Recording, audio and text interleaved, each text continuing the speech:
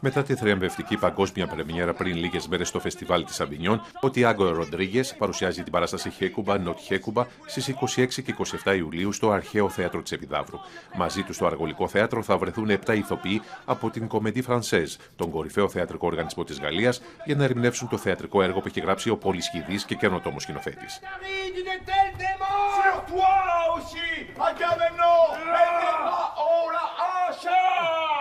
Πρόκειται για ένα έργο μυθοπλασίας που συνδυάζει ουσιαστικά την Εκάβη του Ευριπίδη με μια σύγχρονη δραματική ιστορία. Κοινός θεματικός άξονάς τους, η απόδοση δικαιοσύνης. Η αρχαία τραγωδία συναντά λοιπόν τη σύγχρονη προσωπική τραγωδία της Νάντιας, μιας ηθοποιού μητέρας ενός εφήβου στο φάσμα του αυτισμού. Το παιδί της έχει υποστεί κακοποίηση στο δημόσιο ίδρυμα όπου φιλοξενείται. Οι υπεύθυνοι προσπαθούν να συγκαλύψουν την υπόθεση, αλλά εκείνη αποφασίζει να τη δημοσιοποιήσει. Οι πρόβες για την παράσταση της Εκάβης για την οποία ετοιμάζεται συμπίπτουν με τη δικαστική έρευνα.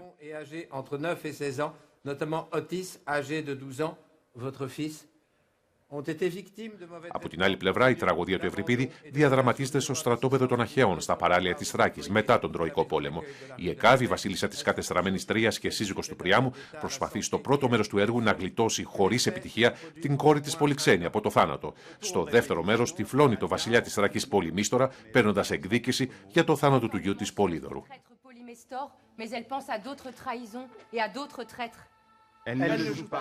Λίγες ώρες πριν φύγει για τις τελευταίες πρόβες στην Επίδαυρο, συναντήσαμε στην Αθήνα τον Πορτογάλο σκηνοθέτη της παράστασης και διευθυντή του φεστιβάλ της Αβινιόν και μιλήσαμε για το έργο που έγραψε, αλλά και για τη διαχρονική δύναμη της Εκάβης, της τραγωδίας του Ευριπίδη. I have worked several times rewriting or adapting Greek tragedy. Because I'm fascinated by Greek tragedy, and I think it's somehow also the language of theater that anybody who does theater anywhere in the world can understand. And I think it's also a good way to look at our society.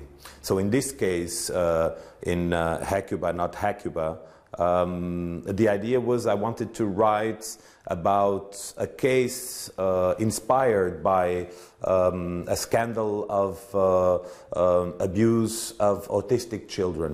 And I wanted to write about this case from the perspective of a mother of an abused child who is also an actress. So when I started writing this fiction, it was about trying to defend a son that can't defend himself, and while she's an actress, she was also rehearsing a play in theater. So in this fiction, when I started thinking about it, I asked myself, what play could she be rehearsing in theater? And very quickly I said Hecuba, because it's this piece about justice. It's an amazing poem by Eurypides, but it's also a piece about the superpower of a mother when she's angry to defend her son, or it's this rage that comes from love of a son.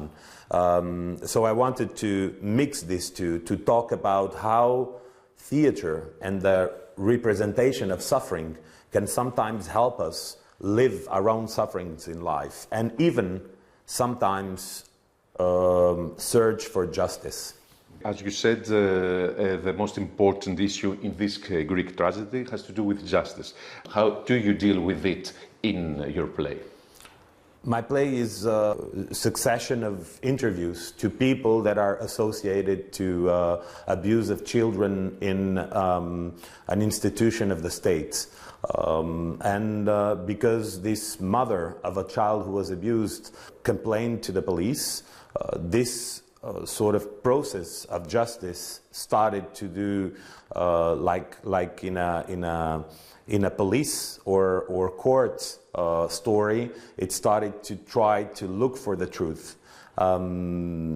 So it finds all the obstacles of justice. Who's really responsible? Why did it happen? And what actually happened? And while looking for all this, you also have the mother who's going through all this because of the abuse of her autistic child. She's also rehearsing in theater. And in theater also, you have in Euripides this discovery of the assassination of Polydor by Polymestor. So she discovers that an old friend, the king of Thrace, killed her son to keep the treasure, but also to become friend with the Greek that had won the war against Troy. So it's about treason and looking for justice and not having justice, and then using revenge as a way of reach justice. So it's about this idea that I think is very present in Euripides, in Hecuba, which is even the most vulnerable, weak human being deserves justice. So justice is like the common denominator of being human. And that's what Hecuba represents also for me. She lost the war, she's a slave, she's a woman, she's an old woman.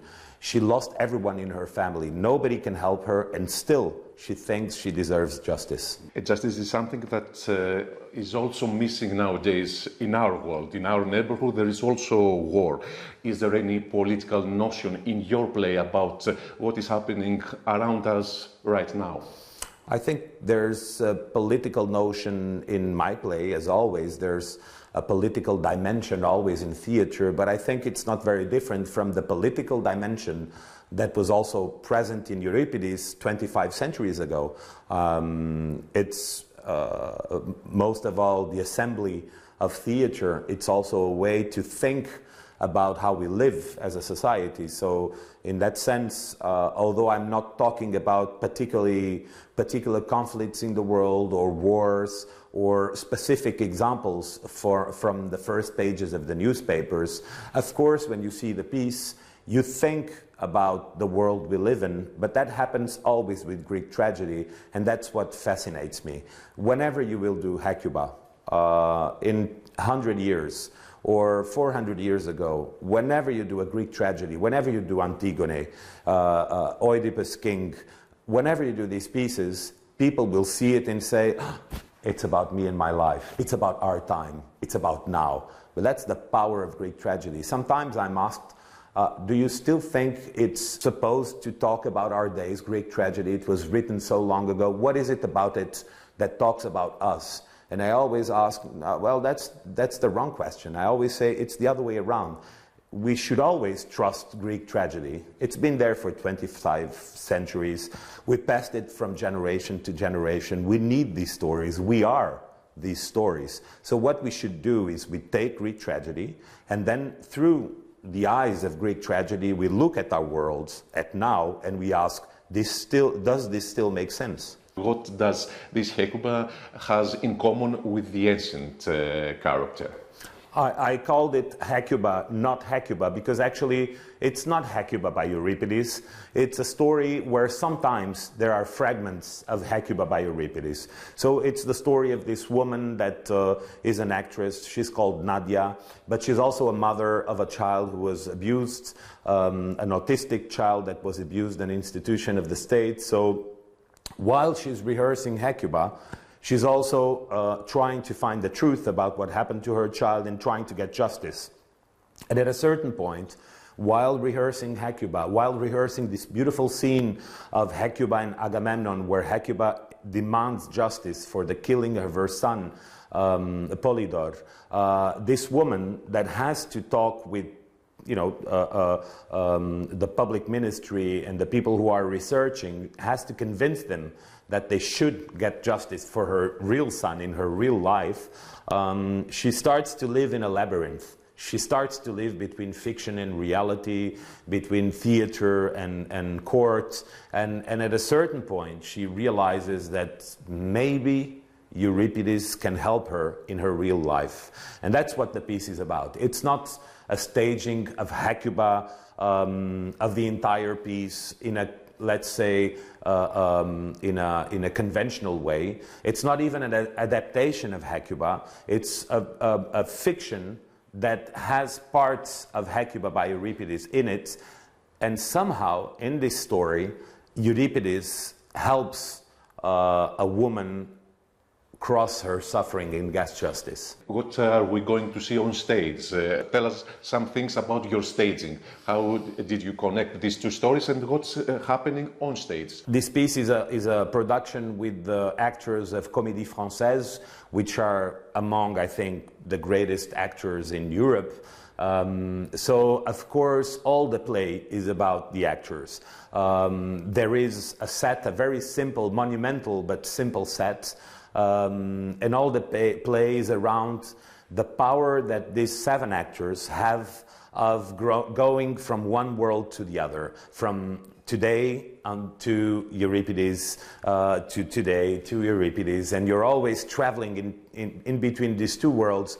Almost what happens also when we as spectators go to the theater or when we read a novel, that we're between our life and the fiction. So that this is, you know, the masterful capacity of these actors. So the whole piece is invented for the actors with a lot of simplicity. Of course, lights and sound are really part also of this travel of going between through worlds. And of course, we just created it in Festival d'Avignon, in the Carrière de Bourbon, which is also an open-air, monumental, mythical space of Avignon. But of course, arriving to Epidavru, to the ancient theater, and being able to work in this space demands that we think, again, the whole piece to dialogue with this space. Hopefully, we imagined the piece that we knew already would be presented